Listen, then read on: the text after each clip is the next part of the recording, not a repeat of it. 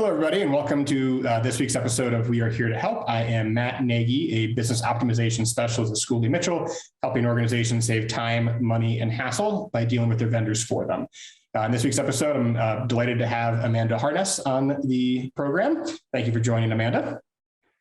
And of course, thanks for having me. Yeah, absolutely. She is a operations specialist and a business optimizer. And I thought she'd be great to have on here because number one, we can work very easily together. And number two, from meeting with you several times, I just really enjoy chatting with you. And I thought you could be a big benefit to businesses that I know.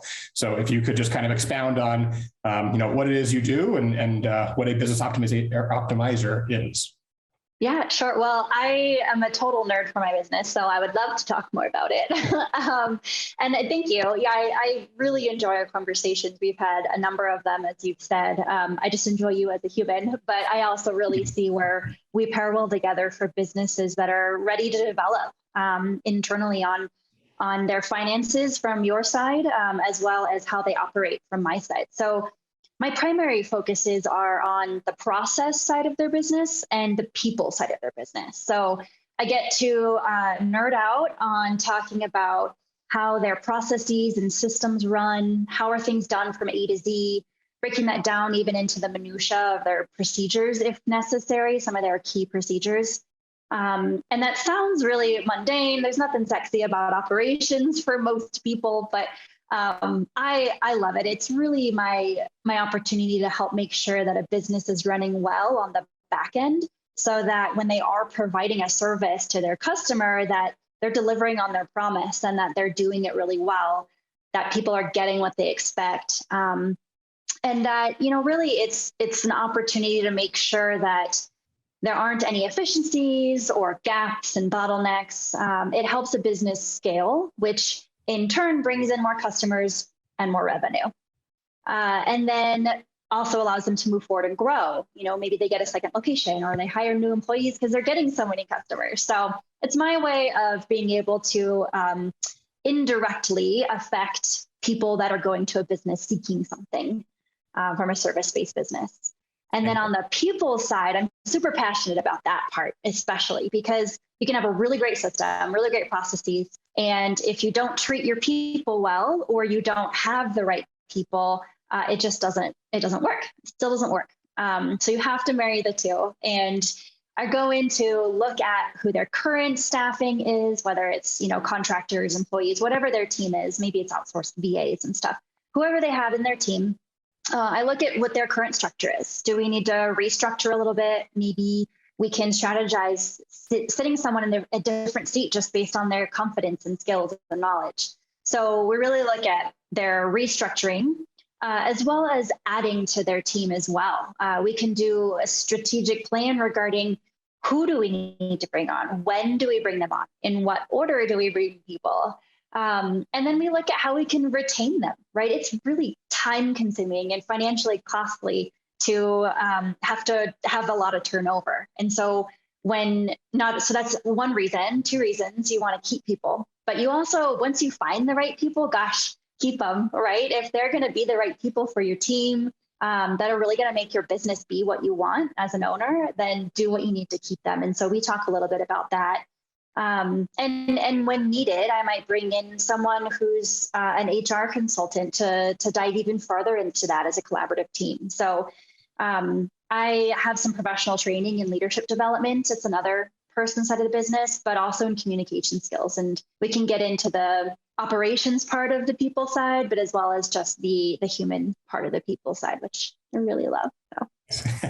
I'm here to talk about it because you're passionate about something that I think for most people is something that is not really thought about as much, aside from probably towards year end, which was the reason why I wanted to have you on in Q4 here, was I think these are the type of things that people really are thinking about as year end happens. And as you get into Q1, I'm assuming this is a busy time of year for you, but what would you say to folks that are sort of thinking about all these things today, and what does a timeline look like for them in terms of like bringing you on and how quickly you can help? And, are you looking into Q1 right now, or kind of where's your business?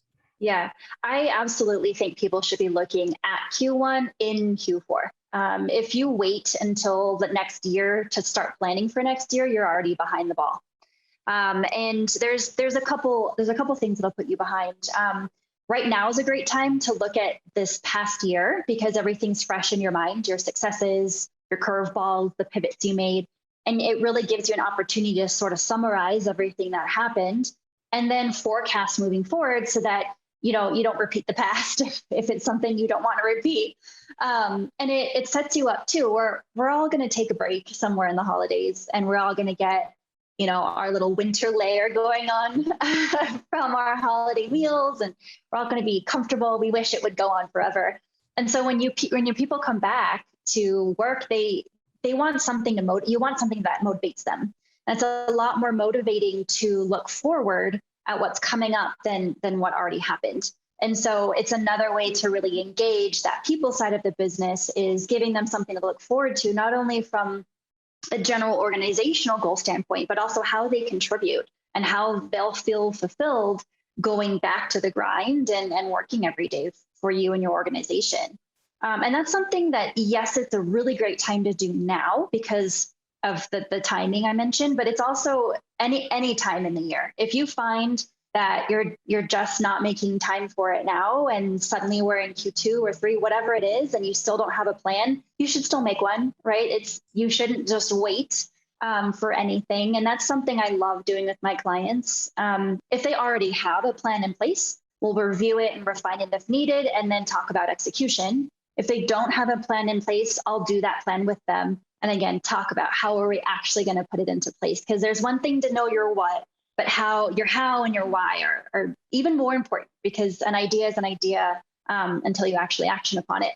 And then it's a goal and a priority. So I don't know. I love that part of the business because you're really looking at the long term, which is so important. We get sucked into the whirlwind of the everyday in our business constantly. And it's going to happen. There's no way for that to stop. But if you can set yourself up with your long-term vision and then look at that near-term priority, how am I actually going to make that happen? That really kind of brings you back to your why and your how more often when you are finding that you're getting stuck in. So it's really important. And yeah, I not to minimize, I think, the entire year, but I think roadblocks happen all the time. Plateaus can happen at any point. One of the big questions I always like to ask here is who is your ideal client? Who are you looking for? Who you like to work with, and who listening would be a great fit for you? Yeah, I primarily work with service-based businesses. That's, as I was saying, it's my way of kind of indirectly giving back, is making sure that service-based businesses that are there to help a customer in some way are doing it well. And I think a great client for me is someone who's nearing that $1 million mark in revenue, but just can't get past it. It's a great time to pause and maybe look internally at your operations and your people, because that's what's going to get you over the hump.